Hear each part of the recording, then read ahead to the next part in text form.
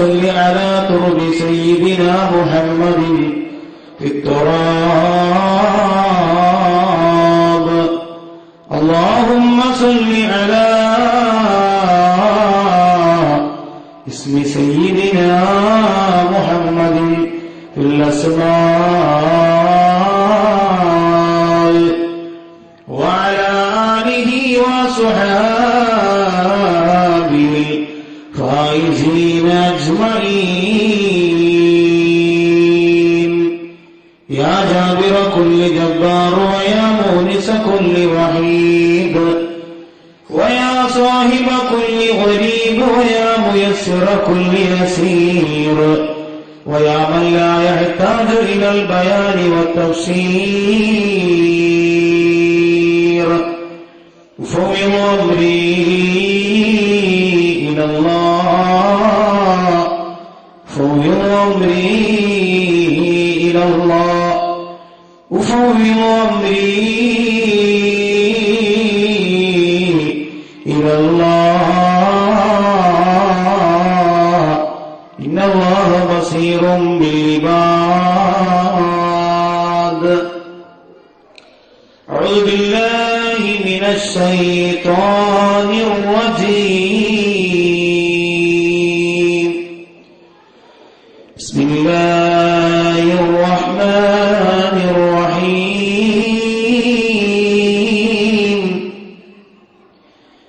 إنما المؤمنون الذين إذا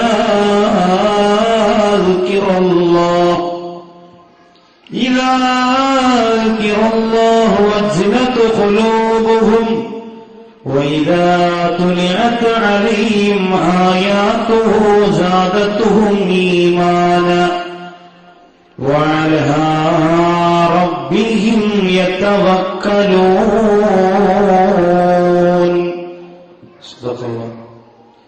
صدق الله مولانا العلي العظيم وصدق بالله رسوله النبي الكريم ونحن على ذلك من الشاهدين الشاكرين والحمد لله رب العالمين.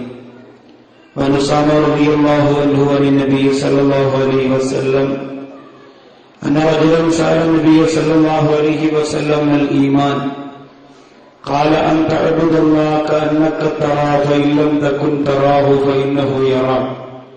الحديث قال شفيعنا محمد مصطفى صلى الله عليه وعلى آله وصحابه وأتباعه أجمعين. يا ربي أعط لنا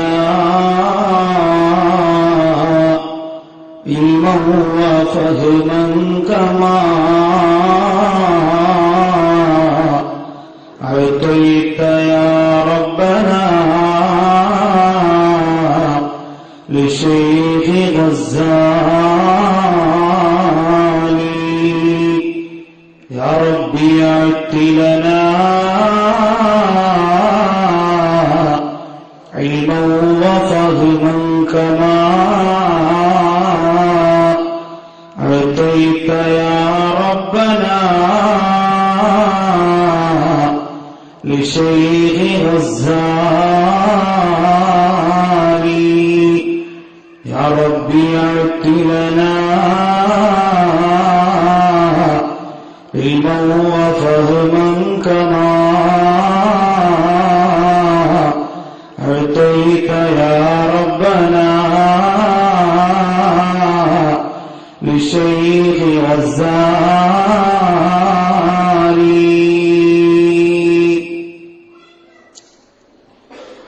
ഏറ്റവും സ്നേഹ ബഹുമാനങ്ങൾ നിറഞ്ഞ പണ്ഡിതന്മാരെ, അബൂദാബി മാടായി KMCCയിലെ കർമ്മോത്സുകരും ഉന്മേഷവാന്മാരുമായ സംഘാടക സമിതിയിലെ പ്രവർത്തകരും, ദീനിന്റെ അഭ്യുദയകാംക്ഷികളായ പ്രിയപ്പെട്ട ദീനി പ്രവർത്തകരെ, UAE ജീവിതത്തിന്റെ വിലപ്പെട്ട ഭാഗങ്ങൾ ജോലിക്കു വേണ്ടി മാറ്റിവെച്ച്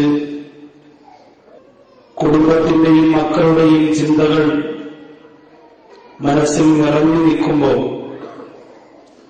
അവരുടെ കേരളക്കരയിൽ നിന്ന് വന്ന ഈ പ്രിയപ്പെട്ട കൂട്ടുകാരന്റെ ശബ്ദം ശ്രവിക്കുന്നു.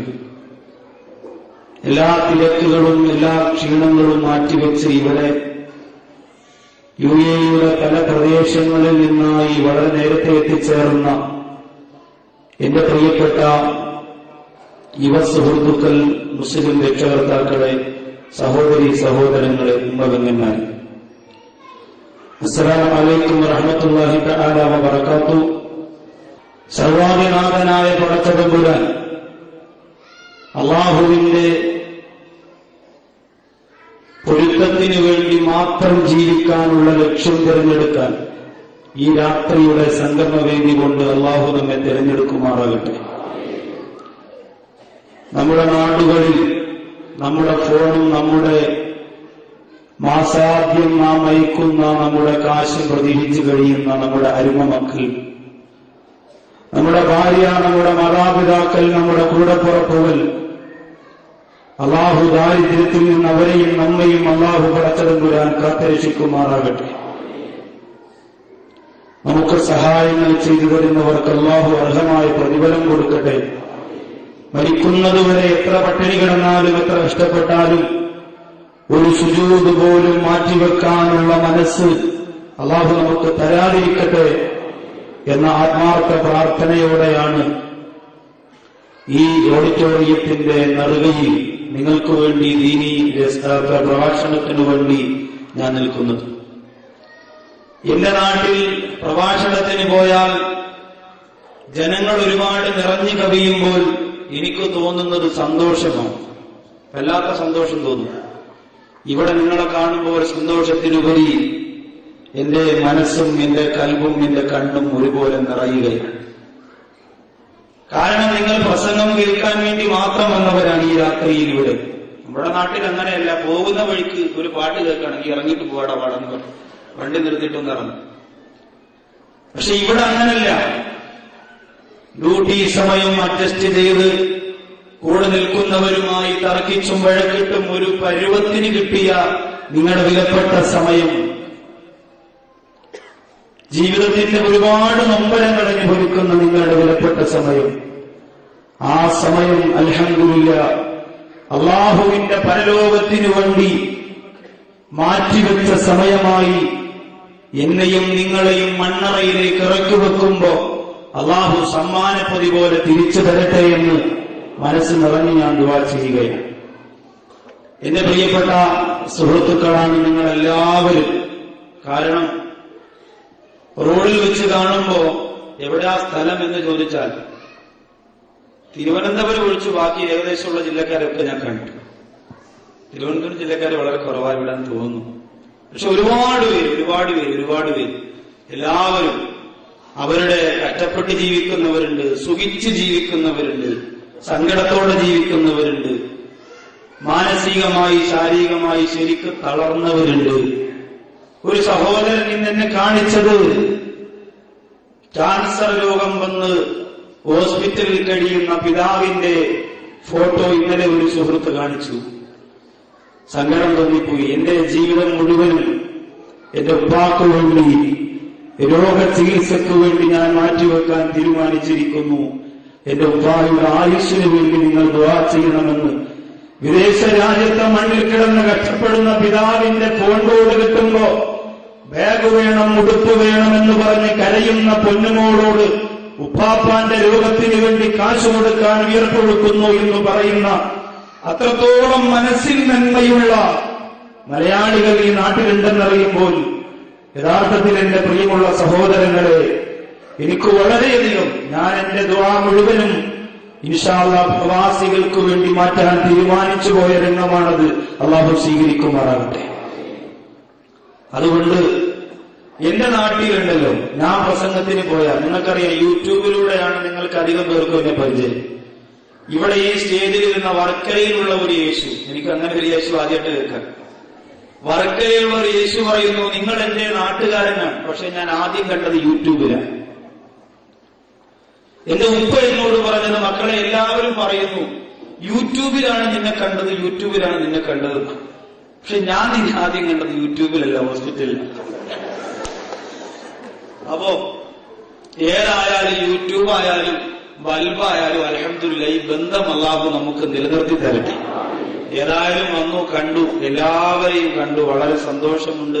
അതിലുപരി മനസ്സിന്റെ ഉള്ളിൽ ഒരുപാട് പേരുടെ ജീവിതം കാണുമ്പോൾ സങ്കടവുമുണ്ട്. പിന്നെ അതുകൊണ്ട് ഇവിടെ വന്നതിന് ശേഷമാണ് ഈ വിഷയം നിങ്ങൾക്ക് പറയണമെന്ന് ഞാൻ തിരഞ്ഞെടുത്തത്. ഇവിടെ വന്നതിന് ശേഷം മാത്രം. കാരണം ഇവിടുത്തെ അവസ്ഥകൾ അറിയണം, ഇവിടുത്തെ ജീവിത രീതി മനസ്സിലാക്കണം, എന്നിട്ടൊരു വിഷയം തിരഞ്ഞെടുക്കണമെന്ന് തീരുമാനിച്ചു. വിഷയം ചർച്ച ചെയ്തു വരുമ്പോൾ അൽഹംദുലില്ലാഹ് നിങ്ങൾക്കതിന്റെ ഗൗരവം ബോധ്യമാകും. അതിന് അല്ലാഹു നമ്മെ തിരഞ്ഞെടുക്കട്ടെ. പ്രിയമുള്ള സഹോദരങ്ങളെ, സുഹൃത്തുക്കളെ, പ്രിയപ്പെട്ട സഹോദരിമാരെ, അസ്സലാമു അലൈക്കും വറഹ്മത്തുള്ളാഹി തആല വബറകാതുഹു. എന്റെ ശബ്ദം ഇതര മതങ്ങളിൽപ്പെട്ട ആരെങ്കിലും ശ്രവിക്കുന്നെങ്കിൽ വിശുദ്ധ ഇസ്ലാമിന്റെ തത്വോധിഷ്ഠിതമായ അഭിനന്ദനങ്ങളും അഭിവാദ്യങ്ങളും ഞാൻ അർപ്പിക്കുകയാണ്.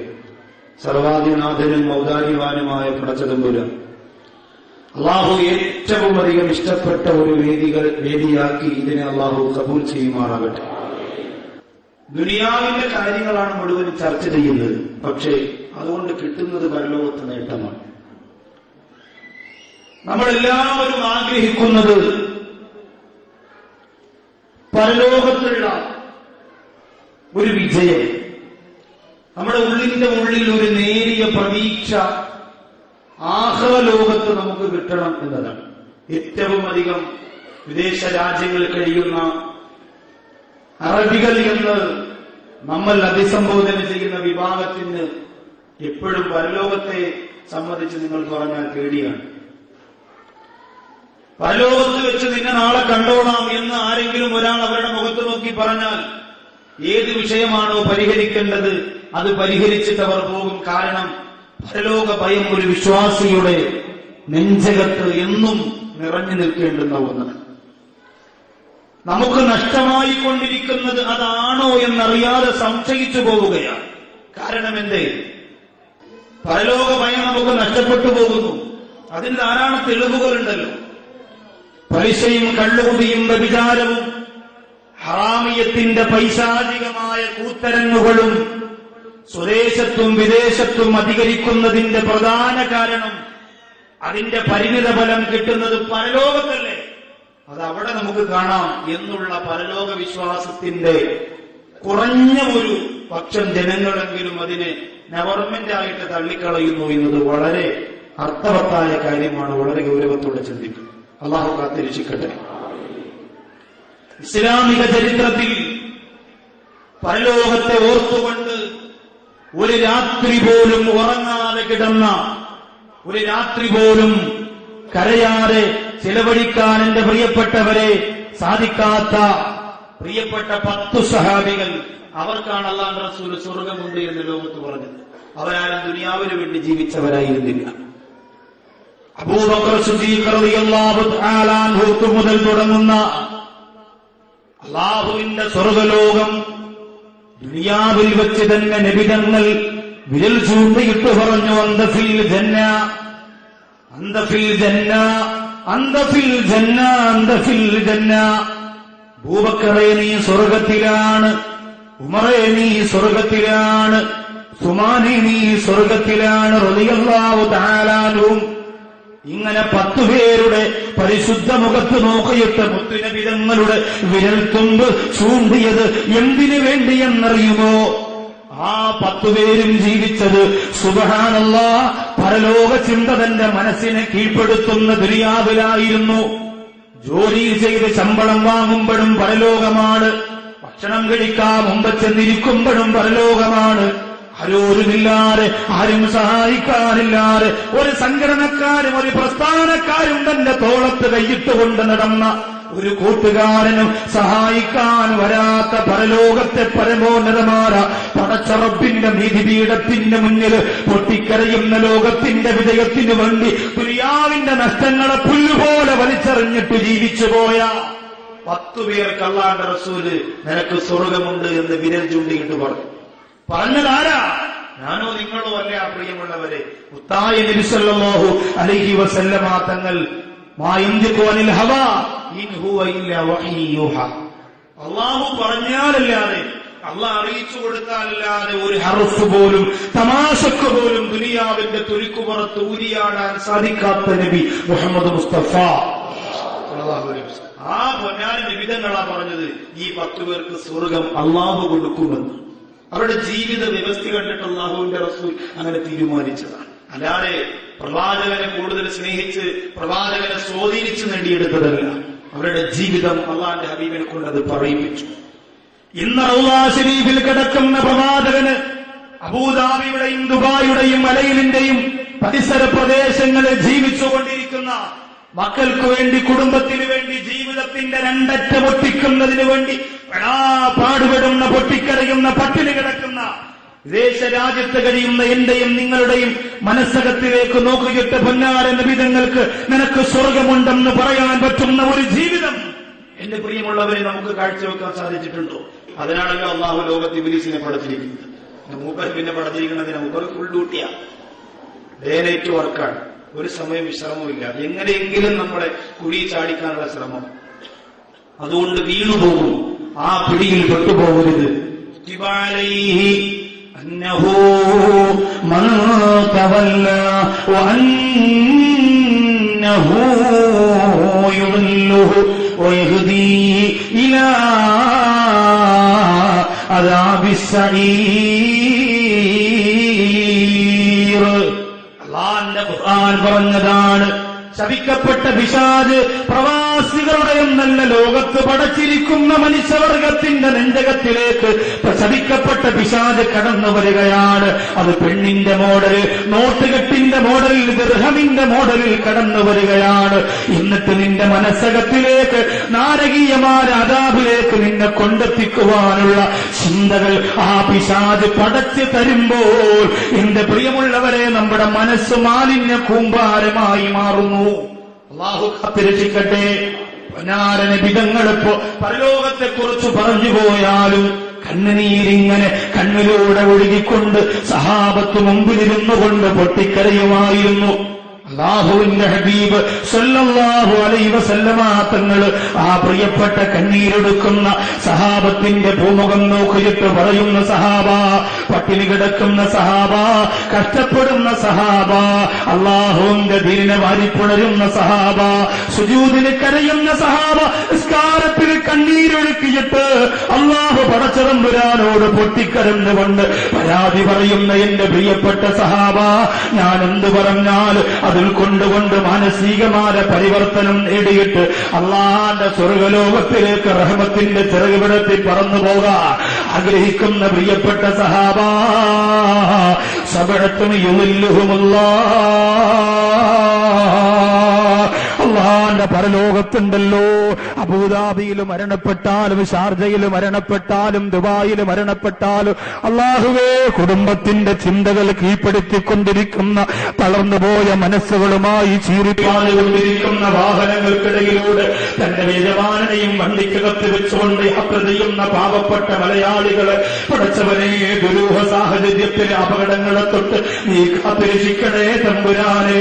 അങ്ങനെ യാത്ര ചെയ്തു പോകുന്ന പ്രിയപ്പെട്ട സഹോദര, എവിടെ വെച്ച് മരണപ്പെട്ടാലും ലോകത്തിന്റെ 7 കോടി വെച്ച് നീ മരണപ്പെട്ടു പോയാലും നിന്റെ മയ്യത്ത് പള്ളിപ്പറമ്പിലോ വിദേശ രാജ്യത്തിന്റെ മണ്ണറകളിലോ കൊണ്ട് വന്നടക്കിയിട്ട് അള്ളാന്റെ പരലോകത്ത് നിന്റെ മയ്യത്ത് കൊണ്ട് നിന്റെ പരലോകത്ത് കബറിന്റെ അകത്തിരുന്ന് എഴുന്നേറ്റ് പടച്ച റബ്ബിന്റെ കോടതിയിൽ യൗമയൻഫുദൂന തുറാബ അലാ റഊസിഹിം ഹാദാ യൗമുൻ നദാമ. ഇത് ഖേദത്തിന്റെ ദിവസം തന്നെയാണ്. ഉസ്താദുമാരെന്ന് പറഞ്ഞത്, ഖുർആൻ ഓതിയിട്ട് പഠിപ്പിച്ചു തന്നത്, ഹദീസിലൂടെ പഠിപ്പിച്ചു തന്നത് ഉൾക്കൊള്ളാതെ ദുനിയാവിന്റെ സുഖത്തിന്റെ പിന്നാലെ പോയല്ലോ എന്ന് ചിന്തിച്ചുകൊണ്ട് മണ്ണുവാരി തലയിലിട്ടുകൊണ്ട് പടച്ച റബ്ബിന്റെ കോടതിയിൽ കടന്നു വരുമ്പോ അല്ലാഹുവിന്റെ റസൂൽ സഹാബത്തിനോട് പറയുന്നു, അവിടെ അല്ലാഹു തന്റെ തോളത്തോട് ചേർത്ത് വെക്കുന്ന അല്ലാഹു തന്റെ അർശെന്ന സിംഹാസനത്തിന് തൊട്ടു താഴെ 7 വിഭാഗത്തെ അല്ലാഹു വിളിക്കുകയാ.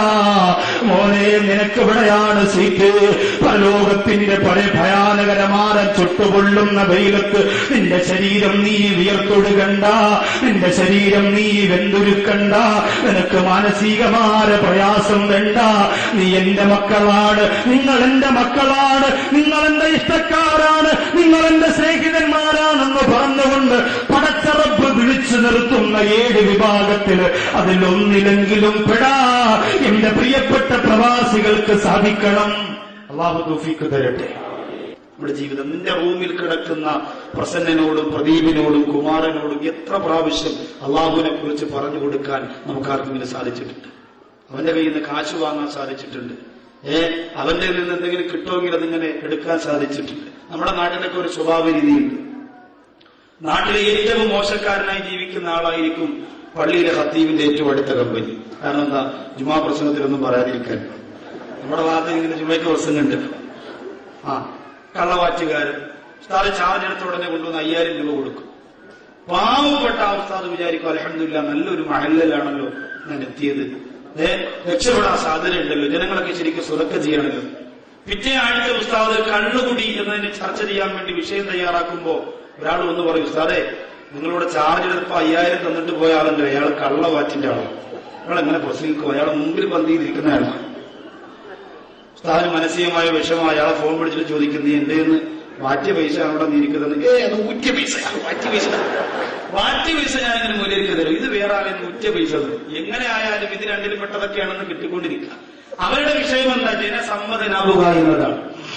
എങ്ങനെയെങ്കിലും ഉസ്താദിനെ കയ്യിലെടുത്തിട്ടാണെങ്കിലും നേതാക്കന്മാരെ കയ്യിലെടുത്തിട്ടാണെങ്കിലും അള്ളാഹു എന്ന് പറയുന്ന പരമോന്നതമായ ഇരുപീഠത്തിന്റെ മുമ്പിലെത്തുന്ന ലോകത്തെ മറന്നുകൊണ്ട് ജീവിക്കുമ്പോൾ മക്കളില്ലാതെ കുടുംബമില്ലാതെ ഒറ്റപ്പെട്ട് വിളയുന്ന പരലോകം അള്ളാഹു നിനക്ക് ജീവിക്കാൻ തന്ന 60 വയസ്സുവരെ 70 വയസ്സുവരെ 80 വയസ്സുവരെ ദുനിയാവിന്റെ തൊലിക്കുറത്ത് ജീവിച്ചിട്ട് ആഖിറത്തിന് വേണ്ടി എന്ത് ചെയ്തെന്ന് ചോദിക്കുമ്പോ നീ ദുബായിൽ നിന്ന് കിട്ടുകിടക്കിന്റെ കളിപ്പാട്ടം കൊണ്ടു കൊടുത്ത നിന്റെ പ്രിയപ്പെട്ട മക്കൾ മറുപടി പറയാൻ കാണൂല. മോഡൽ മാറുന്ന ജ്വല്ലറികളുടെ മനോഹരമായ 10ഉം 20ഉം 30ഉം പവൻ വരുന്ന സ്വർണ്ണാഭരണം ലീവ് കഴിഞ്ഞ് നാട്ടിൽ ചെല്ലുമ്പോ പ്രിയപ്പെട്ടവരുടെ സന്തോഷത്തിന് വേണ്ടി കഴുത്തിലെ കണിയിച്ചു കൊടുത്ത് പ്രിയപ്പെട്ടവരുടെ പൊരുത്തം നേടിപ്പോയ ഭർത്താക്കന്മാരെ ചിന്തിച്ചോ? അതൊന്നും കൊടുക്കണ്ടെന്നല്ല പറയുന്നത്, കൊടുത്തോ. അവർക്കല്ലാതെ പിന്നെ നമ്മൾ ആർക്കാണ് കൊടുക്കുന്നത്? പക്ഷേ അവര് പോലും കൈവെടിയുന്ന, ആരും ആരെയും സഹായിക്കാൻ കഴിയാത്ത ലോകത്ത് അള്ളാഹു പടച്ച തമ്പുരാൻ തള്ളക്കോഴി തന്റെ ചിറകിന്റെ താഴെ പ്രിയപ്പെട്ട മക്കളെ ഒരുമിച്ച് ചേർത്തി വെക്കുന്ന പോലെ അള്ളാഹു ഔദാര്യവാനായ റബ്ബ് വിളിക്കുകയാ. വരിക, 7 വിഭാഗം അരികിലേക്ക് വരിക, അവരുടെ അടുത്ത് നിൽക്കുക. അവർക്ക് പരലോകത്തെ ഭയാനകതകളില്ല, അവർക്ക് പരലോകത്തെ ഭയപ്പെടുത്തലുകളില്ല, അവർക്ക് പരലോകത്തെ ഭീകരമായ അന്തരീക്ഷങ്ങളില്ല. അള്ളാന്റെ റസൂല് പറയുന്നു, അതിലൊന്നാമത്തെ വിഭാഗമാരാ? ഇമാമുൻ ആദിലുൻ, ഇമാമുൻ ആദിലുൻ, ഇമാമുൻ ആദിലുൻ. നീതിമാനായ ഭരണാധികാരിയാണ്. ഷെയ്ഖ് സാദ് പള്ളിയിലേക്ക് ഇന്ന് ഞാൻ ഒരു സന്ദർശനത്തിനു വേണ്ടി ഇവിടെ വന്നിട്ടത് കാണാതിരിക്കുന്നത് ശരിയല്ലല്ലോ, അതിനുവേണ്ടി പോയി. അവിടെ ഷെയ്ഖ് സാദ് അവരുകളെ അടക്കപ്പെട്ടിരിക്കുന്ന അള്ളാഹു ആ ഖബർ വിശാലമാക്കി കൊടുക്കട്ടെ. ആ ഖബറിന് തൊട്ട് ചാരയിരുന്നു കൊണ്ട് എപ്പോഴും ഖുർആൻ ഓതിക്കൊണ്ടിരിക്കുന്ന ഒരു മനുഷ്യൻ ദുനിയാവിൽ നീതി നടത്തിയതുകൊണ്ട് അള്ളാഹു കൊടുത്ത സമ്മാനമാണ്. നിങ്ങൾ ഓർത്തു നോക്കി, നമ്മുടെയൊക്കെ നാട്ടിൽ ഒരു ചെറിയ പഞ്ചായത്തിന് ഒരു തൂപ്പ് ചൂലുകൊണ്ട് പ്രവർത്തിക്കുന്ന ഒരു ജോലി കിട്ടിയ ഒരു സ്ത്രീ പിന്നെ നാട്ടിൽ നമ്മളാരെങ്കിലും കണ്ട മിന്നിയോ? നാട്ടിൽ പിന്നെ അതൊരു വലിയ പവറാണ്. എന്തുകൊണ്ടാണ്? ഒരു ചെറിയ അധികാരത്തിന്റെ ചുവ കിട്ടിയാൽ മനസ്സ് മാലിന്യ കൂമ്പാരമായി മാറുന്ന കാലഘട്ടമാണ്. അള്ളാഹു ഇവിടെ അന്ത്യവിശ്രമം കൊള്ളുന്ന മഹാന്റെ ഖബർ വിശാലമാക്കട്ടെ. ഫുൾ ടൈം ഇങ്ങനെ ഖുർആൻ ഓതാനുള്ള ഒരവസ്ഥ കിട്ടിയില്ല. നമ്മളൊക്കെ വാപ്പ മരിച്ചാൽ ഖുർആൻ ഓതോ? ഖുർആൻ നമ്മൾ ഓതില്ല. ഖുർആൻ ഓതാൻ വേണ്ടി ഫോൺ ചെയ്ത് പറയാം, അബൂദാബിന്ന് കാശ് ഞാൻ എത്തിച്ചേരാം, എത്ര സത്യം വേണോ വാപ്പ കൊണ്ട് ചോദിക്കുമോ, എത്ര രൂപ വേണമെങ്കിലും ഞാൻ ഇങ്ങനെ അയച്ചു തരാം. പൈസ കൊടുത്ത് ചോദിക്കണ്ടെന്നല്ല ഞാൻ പറഞ്ഞത്, നമ്മുടെ വകയായിട്ട് എന്തെങ്കിലും നമ്മുടെ ഉപ്പാക്ക് കൊടുക്കാൻ നമ്മുടെ ഉമ്മാക്ക് കൊടുക്കാൻ കഴിയണം. പണവും പവറും വരുമ്പോ മറക്കരുത്. അപ്പൊ ഒന്ന് നീതിമാനായ ഭരണാധികാരിയാണ്. നീതിയോടുകൂടി ഭരണം നടത്തുന്നതിന്റെ പേര് പറയുമ്പോ ഇസ്ലാമിക ചരിത്രത്തിൽ ആദ്യം ഓർമ്മ വരുന്നത് ആരെയാണ്? നീതിയുടെ പടവാളുകൊണ്ട് ലോകത്ത് ആരും രചിക്കാത്ത ചരിത്രം രചിച്ചുപോയ മദീനയുടെ രാജകുമാരന്റെ ചാരത്ത് കിടന്നുറങ്ങാൻ അല്ലാഹു ഭാഗ്യം കൊടുത്തുപോയ സയ്യിദുനാ ഉമർ ഇബ്നുൽ ഖത്താബ് റളിയല്ലാഹു തആല. നല്ല ഉഷാറായിട്ട് റളിയല്ലാഹുവിന് പറയണം. ഉമർ റളിയല്ലാഹു എന്നൊക്കെ പറയുമ്പോൾ നമ്മളിങ്ങനെ നമ്മുടെ രോമാഞ്ചം കൊള്ളണം. യുവാക്കളോടൊക്കെ റെസിക്ലേഷൻ എന്ന് പറഞ്ഞാൽ ചാടി എഴുതിട്ട് നിൽക്കും, മസിലൊക്കെ വിളിക്കടിച്ചു. നമ്മൾ ഈമാനുള്ളവരാ. കണ്ട അണ്ടനും അടവോടനും വേണ്ടിയിട്ട് ഫ്ലക്സ് ബോർഡടിച്ച് നാട്ടിൽ വെച്ചിട്ട് സിനിമാ ലോകത്തിന് വേണ്ടി ജീവൻ പണയം വയ്ക്കാൻ വിധിക്കപ്പെട്ട നാൽക്കാലികളല്ല ഞാനും നിങ്ങളും. മഹാന്മാരുടെ ചരിത്രം നെഞ്ചിലേക്ക് ഏറ്റുവാങ്ങിയിട്ട് അതിന്റെ ഒരംശമായി അവർ ചവിട്ടിയ മണ്ണിന്റെ പൊടിയായി മാറാനുള്ള പവർ ഈ ദുനിയാവിലെ ജീവിതം കൊണ്ട് നേടിയെടുക്കണം. അങ്ങനെ സാധിക്കും. ഉമർ ഇബ്നുൽ ഖത്താബ് റളിയല്ലാഹു തആല നീതിയുടെ വിഷയത്തിൽ ഒരാണു അളവ് ആർക്കും വിട്ടുകൊടുക്കാത്ത മഹാൻ. ആർക്കും നബിതങ്ങളോട് പോലും ശബ്ദമുയർത്തി സംസാരിച്ചു പോയി ചില ഘട്ടങ്ങളിൽ. പിന്നീട് പലപ്പോഴും കരഞ്ഞു. എന്തിനാ? ഒരു കാര്യം നീതിയല്ല എന്ന് തോന്നിയാൽ ആവേശത്തോടെ തുറന്നു പറയാനുള്ള പവർ ഉമർ ഇബ്നുൽ ഖത്താബ് റളിയല്ലാഹു അൻഹുവിനാണ് അല്ലാഹു കൊടുത്തതെങ്കിൽ നമ്മുടെ ഇന്ത്യ രാജ്യത്ത് ആ ഉമർ ഇബ്നുൽ ഖത്താബിന്റെ ഭരണം വന്നാൽ ഇന്ത്യ രാജ്യത്ത് നീതിയുണ്ടാകുമെന്ന് മഹാത്മാഗാന്ധി പോലും പറഞ്ഞു പോയെങ്കിൽ അത് വെറും ഒരു പുസ്തകത്തിന്റെ ഭംഗിക്കു വേണ്ടി അക്ഷരക്കൂട്ടങ്ങൾ കൊണ്ട് എഴുതി വെച്ച ഓമന വാക്കുകളല്ല. മറിച്ച് ഉമർ ഇബ്നുൽ ഖത്താബ് റളിയല്ലാഹു ജീവിതത്തെക്കുറിച്ച് അവർ പഠിച്ചതുകൊണ്ടാണ്. നമുക്കെന്തറിയാം? നമ്മുടെ രണ്ടാം ഖലീഫയായ ഉമർ ഇബ്നുൽ ഖത്താബ് റളിയല്ലാഹു തആല അൻഹുവിനെ കുറിച്ച് എന്തറിയാമെന്ന് ചോദിച്ചാൽ, എന്റെ പ്രിയമുള്ളവരെ, ചരിത്രം പഠിക്കാൻ നേരമില്ലാതെ ലോകത്ത് ഇസ്ലാമിക സമുദായത്തിന്റെ മുൻകടന്ന പോയ മഹാരഥന്മാരുടെ കാൽപ്പാടുകൾ ചവിട്ടിത്തേച്ചുകൊണ്ട് ഞാൻ ഏറ്റവും വലിയ വിശ്വാസിയാണെന്ന് വീമ്പിളക്കുന്നവർ പഠിച്ചു.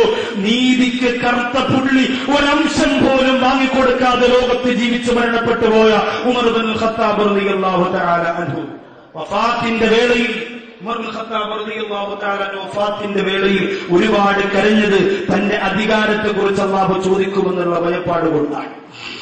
എന്തിനാണ് ഞാൻ അധികാരങ്ങളെ കുറിച്ച് പറയുന്നത്?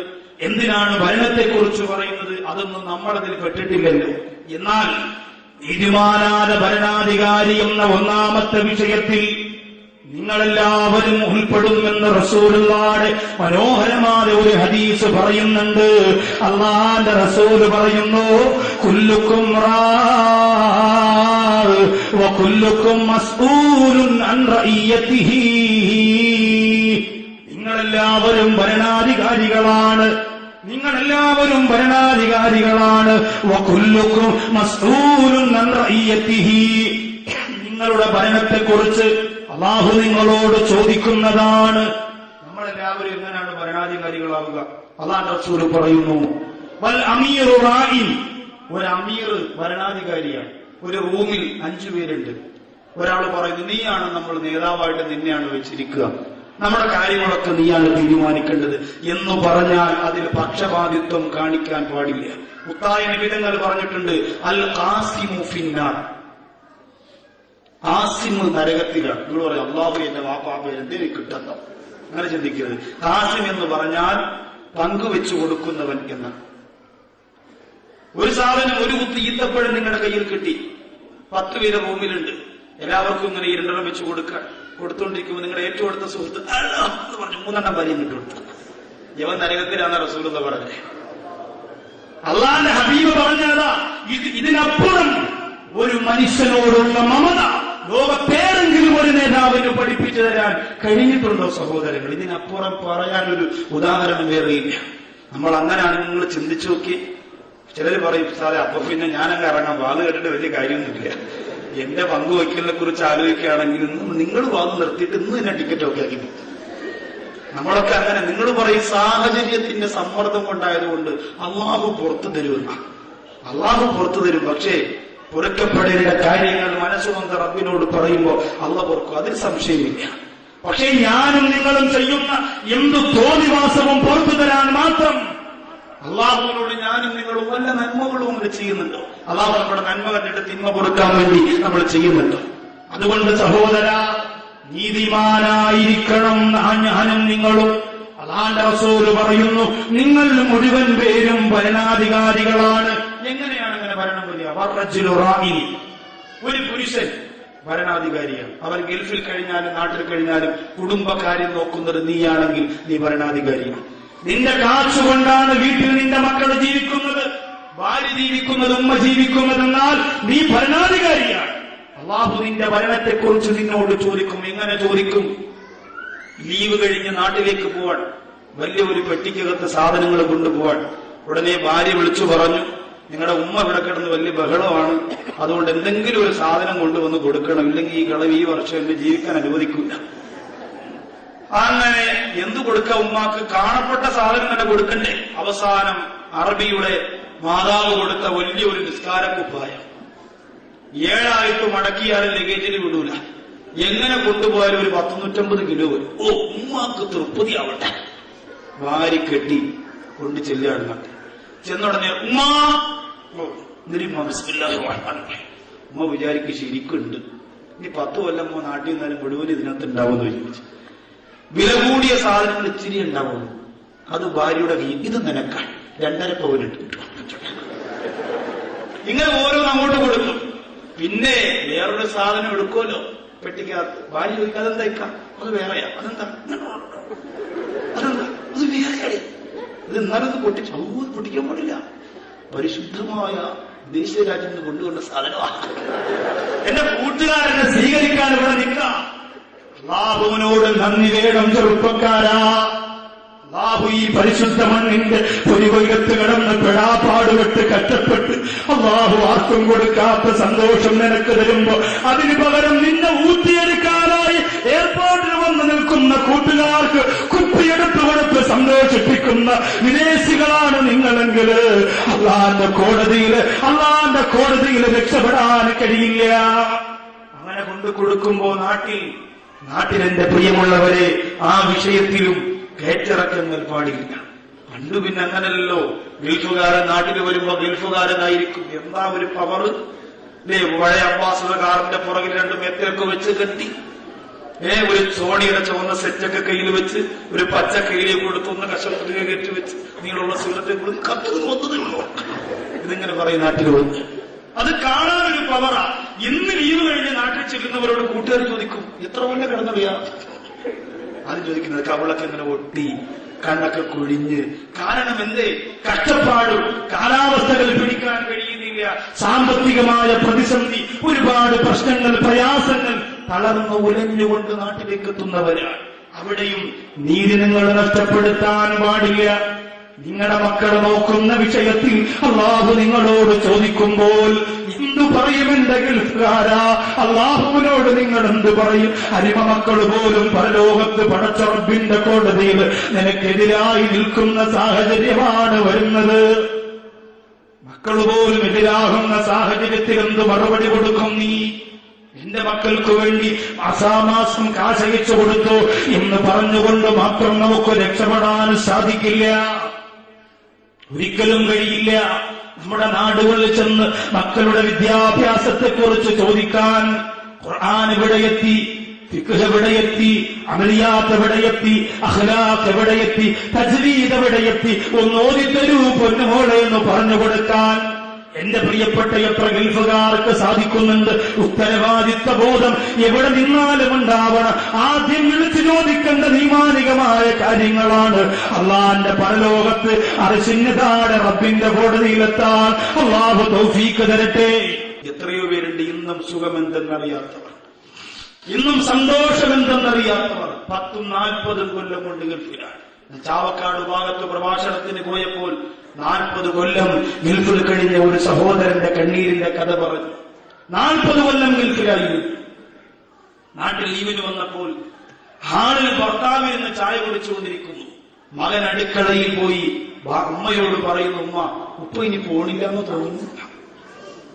ഉമ്മ പറഞ്ഞു, ഇല്ലടാ നിന്റെ ഉപ്പ അങ്ങനെ പോകാതിരിക്കില്ല. അപ്പൊ 1 മാസത്തെ ലീവിന് വന്നാൽ 28 ദിവസം പൂർത്തിയാകുന്നതിന് മുമ്പ് ഇവിടെ നിർത്തേണ്ടിക്കില്ല. എല്ലാ പ്രാവശ്യവും അങ്ങനെയാണ്.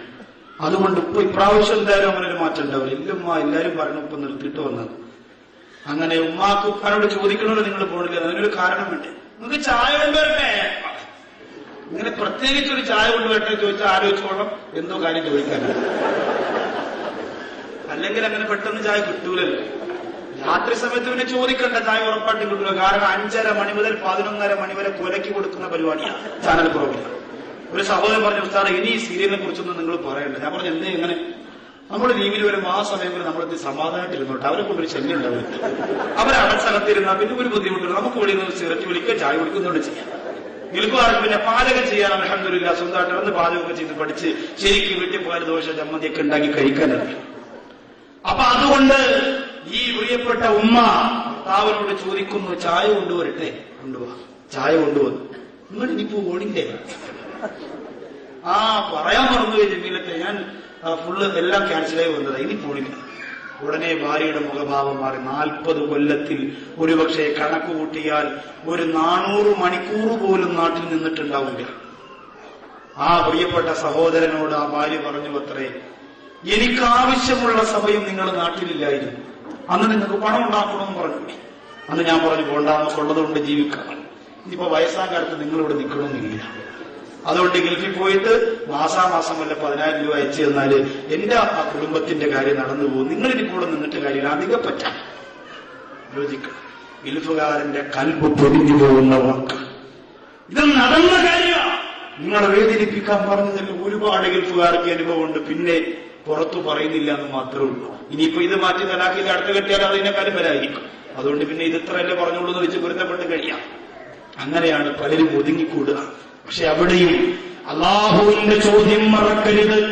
നിന്നോടുള്ള ചോദ്യം നിന്നോട് മാത്രമായിരിക്കും.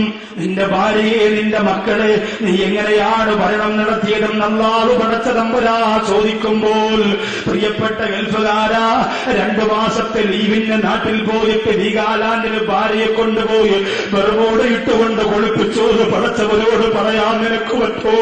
ആ പ്രിയപ്പെട്ടവൾ പറയുന്ന എല്ലാ കാര്യത്തിനും താളത്തിനൊത്ത് തുള്ളിയിട്ട് ദുനിയാവിൽ നിനക്ക് സന്തോഷമുണ്ടാകും പൊന്നുമോനെ. അള്ളാന്റെ കോടതി മറക്കല്ലേ. അവിടെ നീതിയുടെ നിറകുടമായ മഹാന്മാരുടെ മുമ്പിൽ പൊട്ടിക്കരഞ്ഞുകൊണ്ട് കുടുംബത്തോട് കാണിച്ച അനീതിയുടെ അക്രമത്തിന്റെ അധർമ്മത്തിന്റെ പേരിൽ ആടിപ്പടരുന്ന നരകക്കുണ്ടാരത്തിലേക്ക് വലിച്ചെറിയുന്ന അവസ്ഥ വരുമ്പോ വല്ലാത്ത അപകടമാണ് പ്രിയപ്പെട്ട ഗൾഫുകാരാ. അതുകൊണ്ട് കുടുംബം പോറ്റുമ്പോ ശ്രദ്ധിക്കണേ. നീതിയുടെ കുടുംബനാഥനാകാ, കരപുരളാത്ത ജീവിത നായകനാകാ. ഭാര്യയോട് കാശ് ചിലവഴിക്കുമ്പോ എന്തിന് ചിലവഴിച്ചോ എന്ന് ചോദിക്കാൻ അർഹതയുള്ള ഭർത്താവാണ് നീയെന്ന് ബോധ്യപ്പെടുത്തി കൊടുക്കുന്ന കുടുംബനാഥനാകാൻ. തോന്നിയതുപോലെ പെണ്ണിന്റെ കയ്യിൽ കാശ് കൊടുത്തിട്ട് എന്റെ പ്രിയപ്പെട്ട സഹോദരങ്ങൾ ചിലവഴിക്കാൻ സ്വാതന്ത്ര്യം കൊടുക്കുമ്പോ അപകടമാണ്. ഇന്ന് നമ്മുടെ നാടുകളുടെ അവസ്ഥ എന്തെന്നറിയുമോ? ഗൾഫുകാരാ, ചോരവീരാഹി, നീ ചുട്ടുകൊള്ളുന്ന മണലിൽ കിടന്ന് കെട്ടപ്പെടുമ്പോ ഇതാ ജൂൺ ജൂലൈ ഓഗസ്റ്റ് മാസമൊക്കെ വരുമ്പോ തൊലിയുരിഞ്ഞ് പോകുന്ന ചൂട് അല്ലാഹുവേ നീ കാത്തുരക്ഷിക്കണേ തമ്പുരാനെ. വലിയ ബിൽഡിങ്ങിന്റെ മുകളിൽ നിന്നുകൊണ്ട് പ്രിയപ്പെട്ട മക്കളുടെ മുഖം മാത്രം മനസ്സിന്റെ കത്ത് ശക്തി തരുമ്പോ കഷ്ടപ്പെടുന്ന ഗൾഫുകാർ സമ്പാദിച്ചയച്ചു കൊടുക്കുന്ന നോട്ടുകെട്ടുകളുണ്ടല്ലോ. നിന്റെ ഭാര്യ എന്തിനാ ചിലവഴിക്കുന്നതെന്ന് ചോദിക്കാനുള്ള സ്വാതന്ത്ര്യം നിനക്കില്ലെങ്കിൽ പിന്നെ നട്ടല്ലെന്ന് പറയുന്ന സാധനം ഗൾഫുകാരാ നീ വിദേശത്തെ പണയപ്പെടുത്താൻ പാടില്ല. ഗൾഫുകാരന്റെ ഭാര്യയായതുകൊണ്ട് കുറെ അഴിഞ്ഞാട്ടം നമ്മുടെ നാട്ടിലെ സ്ത്രീകൾക്ക് അധികമാണ്. എന്റെ സഹോദരങ്ങൾ ഗൗരവത്തോടെ ചിന്തിക്കണം കേട്ടോ. പകലും രാത്രിയൊക്കെ നമ്മുടെ മക്കൾ ഫുൾ ടൈം ലാപ്ടോപ്പിലും മൊബൈലിലൂടെയുമായി ഒരുപാട് മെസ്സേജുകൾ കൈമാറിക്കൊണ്ടിരിക്കുന്നു. സ്കൂളുകൾ വരുമ്പോ ഉമ്മാരെടുത്ത് പറയും ബോയ് ഫ്രണ്ട് വിളിക്കാൻ കെമിസ്ട്രിയുടെ നോട്ട് വേണം. നമ്മൾ മയങ്ങരുത്. ഉപ്പ നാട്ടിലില്ല, ഉപ്പയായ നിങ്ങൾ നാട്ടിലില്ല. തൃശൂർ ജില്ലയിലെ ഒരു പ്രിയപ്പെട്ട കാട്ടൂർ സ്വദേശിയായ ഒരു സഹോദരന്റെ സങ്കടം ഞാൻ അറിഞ്ഞു. പ്രസംഗത്തിന് പോയ ആ സുഹൃത്തിന്റെ വീട്ടിലേക്ക് എന്നെ കൊണ്ടുപോയി ഒരു ഫോട്ടോ എടുത്ത് കാണിച്ചെന്റെ മോളെ ഫോട്ടോ അവസ്ഥ. അതെ, എന്തേ ആ മോളിപ്പോ നാട്ടിലില്ല. എവിടെയാ? അന്യപുരുഷന്റെ കൂടെ, തന്റെ നാടിന്റെ ഫ്രണ്ടിലൂടെ ഓടുന്ന പ്രൈവറ്റ് ബസ്സിന്റെ കിളിയുടെ കൂടെ സ്വർണ്ണക്കരണ്ട് കൊണ്ട് പാല് കുടിക്കാൻ വിധിക്കപ്പെട്ട പൊന്നുമോളുടെ ഉപ്പയായി പറയുന്നേ. താനേ എന്റെ മോളെ ഞാൻ സ്നേഹിച്ച പോലെ ലോകത്തൊരു ഉപ്പയും ഒരു മോളെ സ്നേഹിച്ചില്ല. ഞാൻ പറഞ്ഞു, നിങ്ങൾ ചെയ്ത ഏറ്റവും വലിയ തെറ്റ് ആ പറഞ്ഞ വാക്കാണ്. നമ്മൾ സ്നേഹിക്കരുത്. തറയിൽ നിർത്തി നമ്മുടെ മക്കളെ വളർത്തണം. ഗൾഫുകാരനാന്ന് പറഞ്ഞ് കൊമ്പത്ത് കയറ്റി വളർത്തരുത്. മക്കൾ അവസാനം നിന്നെ തട്ടിയിട്ടിട്ട് പോകും. തറയിൽ നിർത്തി വളർത്തണം, പേടിപ്പിച്ച് വളർത്തണം, ഭയപ്പെടുത്തി തന്നെ വളർത്തണം. സ്നേഹം കൊടുക്കേണ്ടതല്ല, സ്നേഹത്തിന്റെ ദേഷ്യത്തിന്റെ നൂറിരട്ടി സ്നേഹം കൊടുക്കുക. വിരട്ടലിന്റെ നേരിട്ട് തലോടൽ കൊടുക്കുക. പക്ഷേ ഒന്നും ഒഴിവാക്കരുത്, ഇല്ലെങ്കിൽ നഷ്ടമാണ്. പെൺകുട്ടികൾക്ക് വളരെ എളുപ്പമാണ് വഴിതെറ്റാൻ. അവരുടെ അവസ്ഥ എങ്ങനെയാണ്, അവരുടെ അന്തരീക്ഷമത. നമ്മുടെ നാട്ടിൽ ചെന്ന് മോളെ കെട്ടിക്കാൻ ഒരുപാട് സ്വർണമുണ്ടാക്കി, കഷ്ടപ്പെട്ട് ചോരനീരാക്കി സ്വർണമുണ്ടാക്കി നാട്ടിൽ ചെന്ന് കല്യാണത്തിന്റെ ഡേറ്റ് ഫിക്സ് ചെയ്തിട്ട് അന്യവന്റെ കൂടെ ഒളിച്ചോടിപ്പോയ പെണ്ണിന്റെ കഥയറിയാ. എന്റെ പ്രിയപ്പെട്ട സഹോദര, നിങ്ങൾക്ക് വരാതിരിക്കാൻ വേണ്ടി പറയാൻ, മോളോട് നിങ്ങൾ നല്ല ഫ്രണ്ട്ഷിപ്പ് ഉണ്ടാക്കിയെടുക്കുക. മോളോട് പറയണം, മോളെ പാന്റെ തങ്കക്കുടമാണ് നീ. ഏറ്റവും നിനക്ക് എന്തുണ്ടെങ്കിലും എന്നോട് തുറന്നു പറയാം. നീ ആരെ ഇഷ്ടപ്പെട്ടാൽ അവനെ ഞാൻ നിനക്ക് നിൽക്കാൻ നടത്തി തരും. നിന്റെ മനസ്സിലൊന്നും ഒളിച്ചു വെക്കരുത്. എന്തും തുറന്നു പറയാം. ഞാൻ നിന്നെ കൊല്ലൂല, അടിക്കൂല, വെട്ടൂല.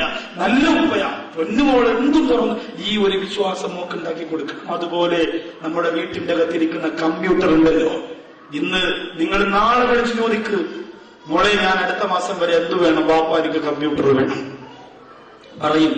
പക്ഷെ ആ കമ്പ്യൂട്ടർ നിങ്ങൾ കൊണ്ടുപോകുമ്പോ നിങ്ങൾ നിർബന്ധമായും എല്ലാവരും അറിയുന്ന ഹാളിന്റെ ഭാഗത്ത് കമ്പ്യൂട്ടർ വെക്കാൻ, എല്ലാവരും കാണുന്ന തരത്തിൽ മോനെ കൊണ്ടും അത് ഉപയോഗിക്കാൻ. അല്ലാതെ രഹസ്യമായി കട്ടിലിന്റെ അടിയിലും പ്രൈവറ്റ് റൂമിന്റെ അകത്തും പ്ലസ് 1 പഠിക്കുന്ന, പ്ലസ് 2 പഠിക്കുന്ന, 10ാം ക്ലാസ്സിൽ പഠിക്കുന്ന മോൾക്ക് കമ്പ്യൂട്ടർ വാങ്ങി വെച്ചു കൊടുത്താൽ പ്രിയപ്പെട്ട ഉപ്പ ആലോചിക്കാനുള്ള സമയം നിനക്ക് തരില്ല. അവളെ കാര്യത്തിൽ കിട്ടൂലട്ടെ. നിക്കാഹ് നടത്താനുള്ള ഭാഗ്യം നിനക്ക് കിട്ടില്ല. നിങ്ങൾ നീ കരുതണ്ട. ഒരുപാട് പേരുണ്ട് നിക്കാഹ് നടക്കാതെ കുഞ്ഞുങ്ങളെ പാട്ടുപാടി ഉറക്കുന്ന ഒരുപാട് ഉപ്പമാര് നമ്മുടെ നാട്ടിലുണ്ട്. പെട്ടുപോകരുത്. നിങ്ങൾ കഷ്ടപ്പെട്ട് കാശുണ്ടാക്കുന്നവർ അതിലിങ്ങനെ വേണം. ആ മനസ്സിന്റെ നൊമ്പരം നിങ്ങളുടെ മക്കൾ കൂടി അറിയണം. ഒന്നും അറിയിക്കാതെ ഇരിക്കണ്ട, അറിയിക്കണം. മക്കളോട് പറയണം, മോനെ ഞങ്ങളൊരു നേരത്തെ ബിരിയാണി കഴിക്കാൻ എത്ര പെരുന്നാളിൽ കൊതിച്ചു പോയിട്ടുണ്ട്, നിനക്ക് ഓരോ ദിവസവും ബിരിയാണിയാ. അതുകൊണ്ട് മോനെ മറക്കരുതെന്ന് പറഞ്ഞ് ഗൗരവത്തോടെ പറഞ്ഞു കൊടുക്കുന്ന ഉപ്പമാരായിരിക്കണം. ഇല്ലെങ്കിൽ ഇൻസാനെന്ന് പറയുന്ന വന്ന വഴി മറന്നുപോയ കുഴിയിൽ ചാടുന്നവരായി നമ്മൾ മാറിപ്പോകും, നമ്മുടെ മക്കൾ മാറിപ്പോകും. അതുകൊണ്ട് ഇതൊക്കെ വളരെയധികം ശ്രദ്ധിക്കണം. പ്രൈവറ്റ് റൂമിന്റെ അകത്ത്, മക്കൾക്കുള്ള സീക്രട്ട് റൂമിന്റെ അകത്ത് അവർക്ക് വഴിതെറ്റാനുള്ള അവസരം സ്റ്റാൻഡേർഡ് കാത്തു സൂക്ഷിക്കാൻ ഉമ്മയും ഉപ്പയും ഉണ്ടാക്കി കൊടുക്കരുത്. ഇന്ന് നമ്മുടെ നാട്ടിലെ സ്റ്റാൻഡേർഡ് സൂക്ഷിക്കുന്നത് എങ്ങനെയാ? മദ്രസയിൽ പഠിപ്പിക്കാൻ മക്കളെ വിടൂല, അതിന് പകരം ട്യൂഷൻ ഉണ്ടാകും. ഒരു സ്റ്റൈലല്ലേ? മോള് മദ്രസയിൽ പോലെ മോക്ക് ട്യൂഷൻ ഉണ്ട്. 4 മണിയാകുമ്പോ ട്യൂഷന് വേണ്ടി ഉസ്താദ് വരും. മോളൂ ചിന്നുകുട്ടി ഉസ്താദ് വന്നടി. ഉമ്മച്ചി വിളിച്ചു പറയും, മോള് വന്നിരിക്കും. എവിടെ ഇരിക്കുന്ന? സിറ്റ് ഔട്ടില്. ഗേറ്റ് തുറന്നു, അപ്പുറത്തും ഇപ്പുറത്തോളം എല്ലാവരും കാണണം. ഐശാരി കുട്ടിന് ട്യൂഷനാകുമ്പോ സെറ്റപ്പായി. ഇതിന് വേണ്ടിയിട്ടല്ലേ? ഇത് പഠിപ്പിക്കാനല്ല, മോള് രക്ഷപ്പെടാനല്ല, മോൾക്ക് ബോധമുണ്ടാക്കാനല്ല. ഉമ്മാടെ ബോധം നഷ്ടപ്പെട്ടതിന്റെ തെളിവാണ്. അതുകൊണ്ട് സങ്കടമുണ്ട്. ഒരിക്കലും മോശമായ കൂട്ടുകെട്ടുണ്ടാവരുത്. മോശമായ കൂട്ടുകെട്ടുണ്ടായ നിന്റെ ബിസിനസ് പൊടിയും, നിന്റെ വാഹന അപകടത്തിൽപ്പെടും, നിന്റെ കമ്പനി നഷ്ടത്തിലാകും, നിന്റെ നാട് കുട്ടിച്ചോറാകും, നിന്റെ ഭാര്യയുടെ മെസ്സേജ് കൂട്ടുകാരന്റെ മൊബൈലിൽ നിന്ന് നിനക്ക് വായിക്കേണ്ട ഗതികേട് വരും. അല്ലാഹു കാത്തിരക്ഷിക്കട്ടെ. നിങ്ങളിൽ പെട്ടിട്ടുണ്ടോ എന്ന് നിങ്ങൾ ചിന്തിക്കണം. അല്ലാഹുവിന്റെ റസൂല് പറയുകയാ, എല്ലാ അവസരങ്ങളും ഒത്ത്, എല്ലാ സംതൃപ്തിയോടുകൂടി, എല്ലാ അർഹതയോടുകൂടി തൊലിവെടുത്ത സുന്ദരിയായ ഒരു പെൺകുട്ടി വ്യഭിചാരത്തിലേക്ക് നിങ്ങളെ വിളിക്കുകയാ. ആരും അറിയൂല, ആരും കാണൂല, പുറം ലോകം അറിയൂല. ദിവസങ്ങളോളം അല്ലെങ്കിൽ മണിക്കൂറുകളോളം ശാരീരിക ബന്ധത്തിന്റെ സുഖമാസ്വദിക്കാമെന്ന് പറഞ്ഞ് ചെന്താമര പൂച്ചുണ്ടിന്റെ അഴകുമായി ഗ്ലാമറിന്റെ സൗന്ദര്യവർദ്ധന വസ്തുക്കള് മോന്തായത്തിൽ പുരട്ടികെട്ടി ഇളിച്ചു കാണിക്കുന്ന പെണ്ണിന്റെ പിന്നാലെ പെണ്ണ് നിന്നെ വിളിക്കുമ്പോ മനസ്സു നൊന്തുകൊണ്ട് ഇന്നീ അഹാഫുല്ലാ, ഞാൻ എന്റെ റബ്ബിനെ പേടിക്കുന്നടി, ഇവിടെ ആരും കാണൂല എന്ന് പറഞ്ഞുകൊണ്ട് എന്നെ വശീകരിക്കാൻ ശ്രമിക്കണ്ട എന്ന് പറഞ്ഞുകൊണ്ട് സൗന്ദര്യറാണിയാറ് പെണ്ണിന്റെ മുമ്പ് നിന്ന് ഓടി രക്ഷപ്പെടുന്ന ചെറുപ്പക്കാരാ. യുമില്ലോഹുമുൽ മൗലാ, പടച്ച റബ്ബിന്റെ പരലോകത്ത് സുന്ദരമാണ്, സുഹൃതമാണ് മോനെ അള്ളാഹു പടച്ച തമ്പുരാൻ നിനക്ക് തരാൻ വേണ്ടി വെച്ചിരിക്കുന്നത്. പേടിച്ചുകൊണ്ട് നിങ്ങൾ പറയും ഉസ്താദേ, ഓ ഇത് ഒന്നാമത് പറയേണ്ട കാര്യമില്ലേ, ആർക്കാണ് ഓടാൻ പറ്റുക? അവസരം കിട്ടാത്തത് കൊണ്ട് വ്യവചരിക്കാത്തവരാ പലരും. നമുക്കിപ്പോ അവസരവും കിട്ടും. കള്ളുകൂടി അങ്ങനെ തന്നെ, ഒരു അവസരം കിട്ടിയാൽ ആരും പറയൂല, ലോകത്താരും അറിയില്ല. അങ്ങനെ വന്നാൽ തെറ്റ് ചെയ്യുമെങ്കിൽ ഇപ്പോഴും നിന്റെ വിശ്വാസം ശരി. ചിന്തിച്ചു നോക്കിയേ, അള്ളാഹു എനിക്ക് അങ്ങനെ ഒരു അവസരം കിട്ടും, ആരും അറിയില്ല. വിചാരത്തിന്റെ ഒരു സുവർണാവസരം, ലോകത്ത് അവള് ഞാനും അല്ലാതെ ഒരു കുഞ്ഞറിയില്ല. അങ്ങനെ അവസരം കിട്ടിയാൽ വ്യഭിചരിക്കാൻ നിനക്ക് മനസ്സ് വരുമെങ്കിൽ ഇപ്പോഴേ നിന്റെ ഈമാൻ ഡ്യൂപ്ലിക്കേറ്റിന്റെ സീലാണ്. ഒരിക്കലും കഴിയില്ല. എക്സിറ്റ് അടിക്കുമല്ല, ക്യാൻസൽ ചെയ്യുമല്ല, മനസ്സിലാക്കണം. കിട്ടൂല.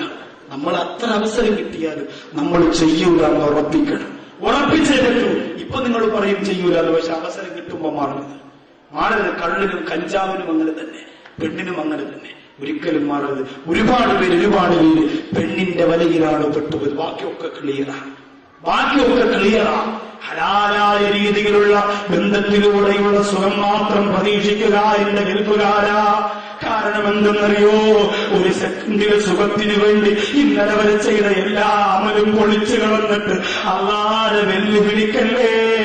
അള്ള വേണ്ടെന്ന് പറഞ്ഞത് നീ വേണമെന്ന് പറയല്ലേ, നീ വേണമെന്ന് പറയല്ലേ, നീ വേണമെന്ന് പറയല്ലേ. അള്ളാന്റെ റസൂല് പറഞ്ഞു, വ്യഭിചാരിയുടെ ദാരിദ്ര്യം ഒരിക്കലും തീരൂല.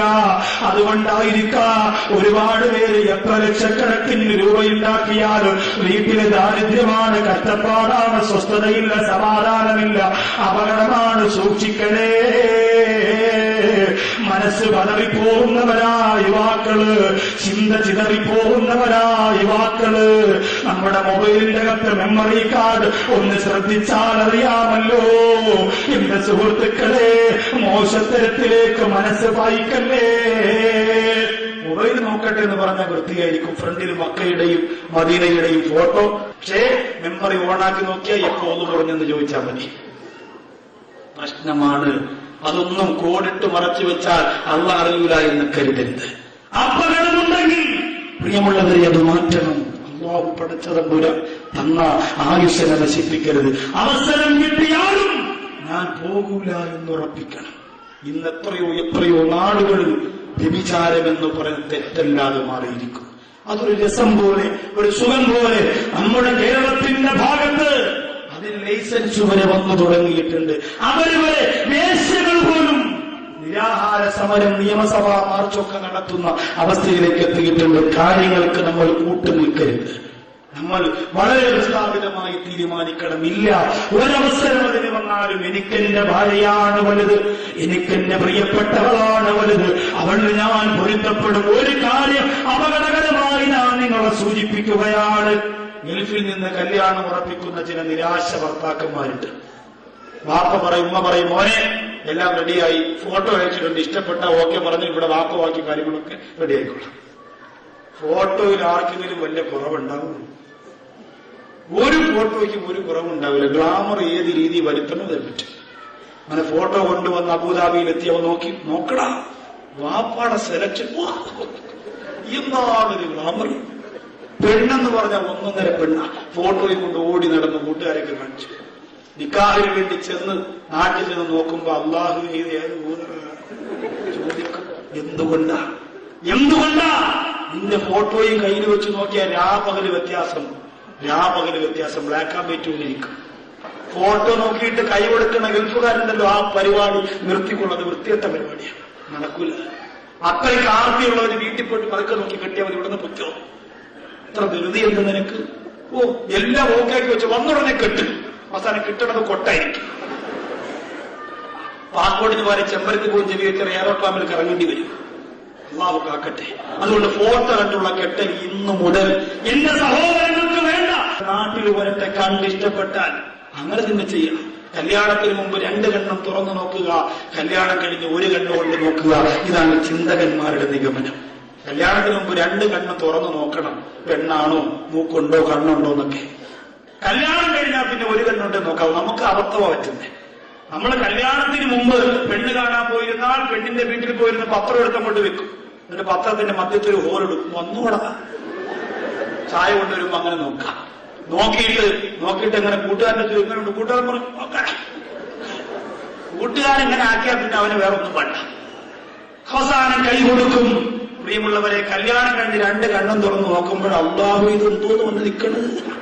ചിന്തിച്ചിട്ട് കാര്യമില്ല. അതുകൊണ്ട് ഗൾഫുകാർ ഇങ്ങനെയാണ് പെട്ടുപോവാ പലപ്പോഴും. നമ്മൾ വിചാരിക്കും നമ്മുടെ നാട്ടിലുള്ളവരൊക്കെ നമ്മളെ നന്നാക്കാൻ വേണ്ടി നിൽക്കണമെന്നല്ല. നമ്മൾ കുഴി വീണ കാണാൻ ആഗ്രഹിക്കുന്ന ഒരുപാട് പേര് നിന്റെ വീടിന്റെ തൊട്ടടുത്തുണ്ട്, നിന്റെ നാട്ടിലുണ്ട്, നിന്റെ വീട്ടിലുണ്ട്. മറന്നു പോകരുത്. നിങ്ങൾ പലപ്പോഴും ആര് പറയുന്നത് വിശ്വസിക്കുന്നവരാ. ഭാര്യയെക്കുറിച്ച്, ഉമ്മയെക്കുറിച്ച്, മക്കളെക്കുറിച്ച് ആര് വിളിച്ചു പറഞ്ഞാലും വിശ്വസിക്കും. പക്ഷേ അവസാനം നിങ്ങൾ കുഴിയിൽ ചാടുമ്പോൾ അവർ കൈമുട്ടിച്ചിരിക്കും. അതുകൊണ്ട് കല്യാണം കഴിഞ്ഞ് എനിക്ക് കിട്ടിയ ഭാര്യ സൗന്ദര്യമില്ലാത്തവളായി പോയി എന്ന് പറഞ്ഞുകൊണ്ട് നിരാശപ്പെടല്ലേ പ്രിയപ്പെട്ടവരെ.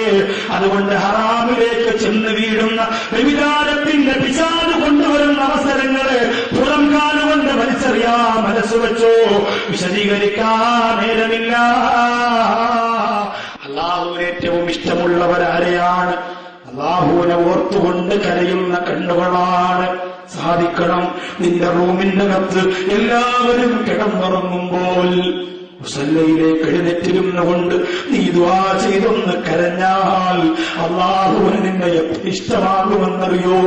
എന്തുകൊണ്ട് നിനക്ക് കരച്ചിൽ വരുന്നില്ല ചെറുപ്പക്കാരാ? അല്ലാഹു നിനക്ക് തന്ന ആരോഗ്യവും സമ്പത്തും കൂടിപ്പോയത് കൊണ്ടാണ്. വേണ്ട, ഒരു സെക്കൻഡ് കൊണ്ടതൊക്കെ തിരിച്ചെടുക്കാൻ അല്ലാഹുക്ക് കഴിയുമെന്ന ബോധ്യത്തോട് അല്ലാഹു ചെയ്ത അനുഗ്രഹത്തിന് പകരമായിട്ട് ഒരുപാട് പൊട്ടിക്കരയണേ, ഒരുപാട് കണ്ണീരൊഴുക്കണേ.